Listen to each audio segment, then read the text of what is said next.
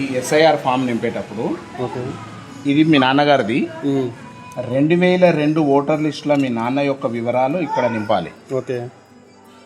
తర్వాత వాళ్ళ యొక్క ఇప్పుడున్న వివరాలు 2025 ఓటర్ లిస్టులో ఉన్న ప్రకారం ఇక్కడ నింపాలి. ఓకే. ఈ దాన్ని ముట్టుకోకూడదు. ఓకే. 2002 ఓటర్ లిస్టులో ఉన్నది ఇక్కడ నింపాలి. అవును. వాళ్ళ వివరాలే 2025లో ఉన్న లోస్టల్ వివరాలు ఇక్కడ నింపాలి. ఓకే. అర్థమైందా మీ నాన్నది? ఓకే. ఇది ముట్టుకోవాల్సిన అవసరం లేదు. 2002 ఓటర్ లిస్టులో ఉన్నాడు కాబట్టి ఓకే. ఇది అయిపోయింది. తర్వాత ఇది నీది. నీ వివరాలు 2002 ఓటర్ లిస్టులో నువ్వు లేవు కదా, లేను. అప్పుడు ఇది అవసరం లేదు. లేదు. ఇది నీ వివరాలు రాయాలి. ఈడ ఉన్నది, ఓకే. ఈడ ఉన్న నీ వివరాలు రాసి పైన ఉన్న దాంట్లో మీ నాన్న వివరాలు రాయాలి. ఓకే. మీ నాన్న వివరాలు అర్థమైందా? అర్థమైంది. మీ నాన్న వివరాలు రాయాలి.